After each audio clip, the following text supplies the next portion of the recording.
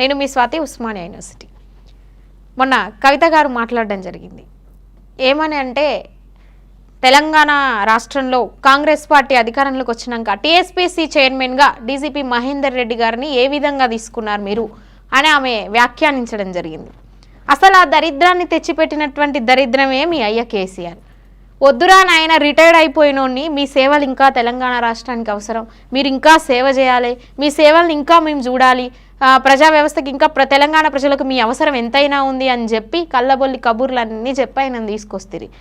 ఆయన కేసీఆర్కి తొత్తు అన్న విషయం అందరికీ తెలుసు. నిజంగా తెలంగాణ రాష్ట్రంలో ఈరోజు ఉన్నటువంటి నిరుద్యోగులకు కావచ్చు, ప్రజలకు కావచ్చు, స్టూడెంట్స్కి కావచ్చు, ఎవరైనా ఆయనని టీఎస్పీఎస్సీ చైర్మన్గా తీసుకోవడం నిజానికి ఇష్టం లేదు. ఎందుకంటే ఒకప్పుడు మీరు 10 సంవత్సరాల కాలంలో పరిపాలించినటువంటి మీ పరిపాలనలో భాగమైనటువంటి మహేందర్ రెడ్డి ఏ విధంగా కేసీఆర్కు అనుకూలంగా పనిచేయడం జరిగిందో అది అందరికీ తెలుసు.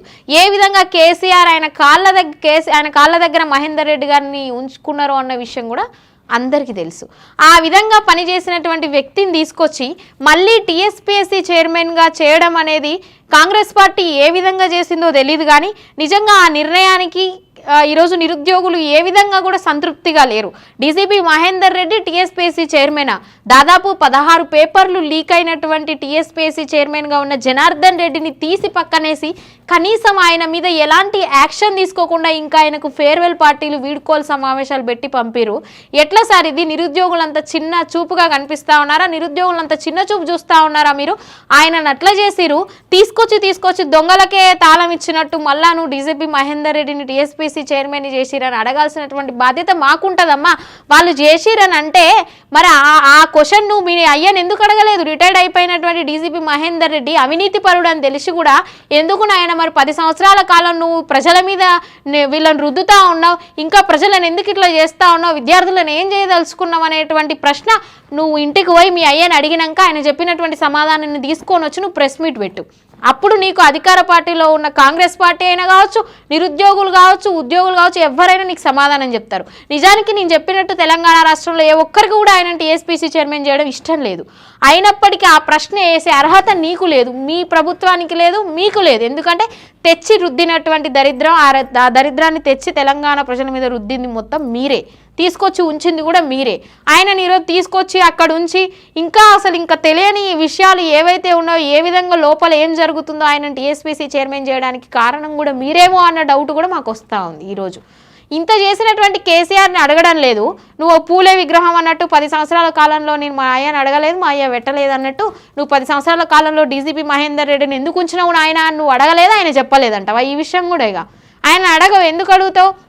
తెలంగాణ రాష్ట్రంలో దురదృష్టకరమైనటువంటి పరిపాలన సాగించి ఒక నియంతృత్వమైనటువంటి విధానంగా ప్రజలను అనగదొక్కి ప్రతిపక్షాలను మింగేసినటువంటి పాలనలో మీరు ఉండి ఎంతోమంది రిటైర్డ్ అవినీతి పరులను అడిగితే హెచ్ఎండిఏ శివబాలాజీ కృష్ణ కావచ్చు, ఇటు వచ్చి ఈయన మహేందర్ రెడ్డి కావచ్చు, ఎంతమంది తిమింగిలాలు ఈరోజు కేటీఆర్ నీ సహచరులు, మీ ప్రభుత్వంలో పనిచేసినటువంటి మీకు అనుకూలంగా పనిచేసినటువంటి అధికారులు ఈరోజు మీ అధికారం పోగానే వాళ్ళలో ఉన్నటువంటి అవినీతి మొత్తం బయటపడతా ఉంది. అలాంటి అవినీతి పరులలో ఒకడైనటువంటి డీజీపీ మహేందర్ రెడ్డి ఆ రోజు మీకు కనిపించలేదు, అవినీతి పరుడు అని చెప్పి ఆ రోజు మీకు కనిపించలేదు. ఎట్లా మీరు ఏ విధంగా ఆయనను తీసుకొచ్చి మీ పరిపాలన కాలంలో పదవులు ఇవ్వడం జరిగింది? రిటైర్డ్ అయిపోయినటువంటి సేవలు వినియోగించుకోవాలంటే ఈ విధంగానా? వాళ్ళని ఇంకా సర్వీస్లో ఉంచి వాళ్ళ సేవను వినియోగించుకోవాలా?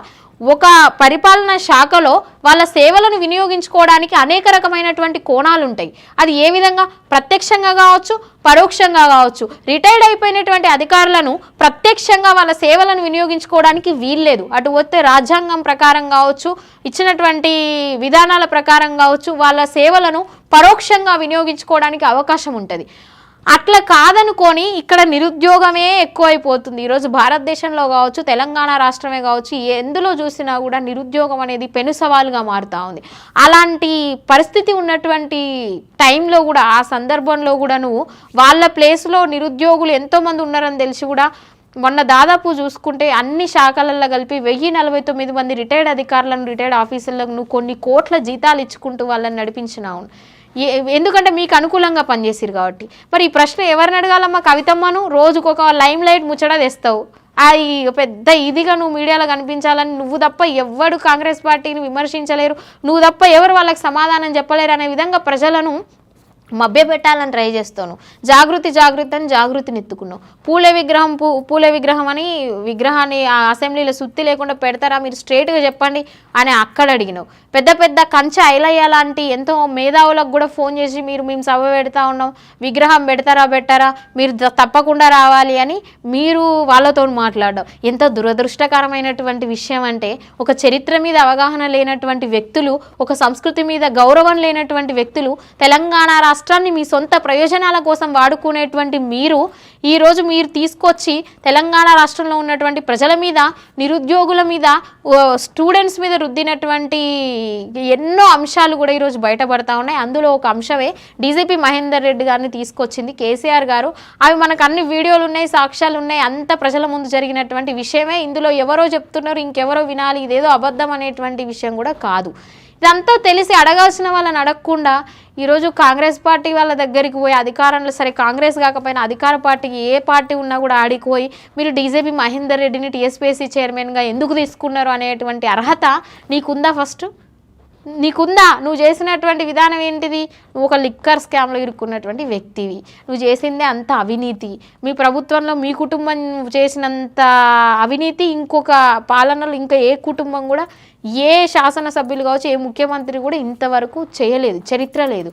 అలాంటివన్నీ చేసి కూడా నువ్వు ఈరోజు డీజీపీ మహేందర్ రెడ్డి గురించి అడుగుతా ఉన్నావు. నిజానికి ఆయన టీఎస్పీఎస్సీ చైర్మన్ చేయడం ఎందుకు చేస్తా ఉన్నారనేటువంటి ప్రశ్నించే హక్కు ఈ 2 నెలల కాలం, ఈ 6 నెలల కాలంలో మీ ప్రభుత్వాన్ని గద్దెదించి కాంగ్రెస్ పార్టీని అధికారంలోకి తీసుకొచ్చినటువంటి నిరుద్యోగుల మీద బాధ్యత ఉంటుంది. వాళ్ళు అడిగితే ఒక అందం ఒక నిజంగానే అడిగిరు, వాస్తవమైనటువంటి విషయం అనుకోవచ్చు. నువ్వు అడుగుతా ఉన్నావు చూడు, గుమ్మడికాయల దొంగ ఎవరు అంటే భుజాలు తడుముకున్నట్టు ఉంది మీ విషయాలు, మీరు మాట్లాడేటువంటి విషయాలు.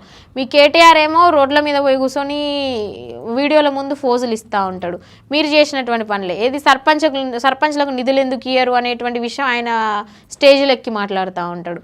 సర్పంచులు మీ కాలంలోనే వాళ్ళు నిధులు లేక ఆత్మహత్యలు చేసుకున్నటువంటి పరిస్థితి, మీ పరిపాలన కాలంలోనే. మీరే నిధులు కనీసం కొత్త ప్రభుత్వం వచ్చి 60 రోజులు కాలేదు, ఇప్పుడే మీరు ఈ ప్రశ్నలు ఏవైతే ఉన్నాయో అడగడం అనేది సమంజసమైనా? అసలు ప్రతిపక్ష హోదా ఎట్లుంటుంది, ప్రతిపక్షంలో ఉన్నటువంటి వ్యక్తులు ఏ విధంగా ప్రభుత్వం మీద కొట్లాడాలి, ప్రజా సమస్యలను ఏ విధంగా తీసుకుపోవాలి ముందుకు అనేటువంటి అవగాహన మొదటగా మీకు లేదు. ఆ అవగాహన తెచ్చుకొని అప్పుడు మీరు ప్రశ్నలు వేయడం స్టార్ట్ చేయండి. ఈ విషయానికి నిజంగా టీఎస్పీఎస్సీ చైర్మన్గా మహేందర్ రెడ్డి గారిని ఉంచడం అనేది ఎవరికి కూడా సంతృప్తికరంగా లేదు. తెలంగాణ రాష్ట్ర ప్రజలకి కావచ్చు, నిరుద్యోగులకు అసలే లేదు. కానీ ఈ ప్రశ్నను కవితక్క అడిగినందుకు ఆమెకు అసలు అర్హతే లేదని చెప్తా ఉన్నాం. ఈ ప్రశ్నను ప్రజలు అడిగితే ఒక అర్థం ఉంటుంది. నువ్వు అడగొద్దమ్మా, నువ్వు కేసీఆర్ని అడిగి ఆ సమాధానం చెప్పుకొని మా దగ్గరికి రావాలి.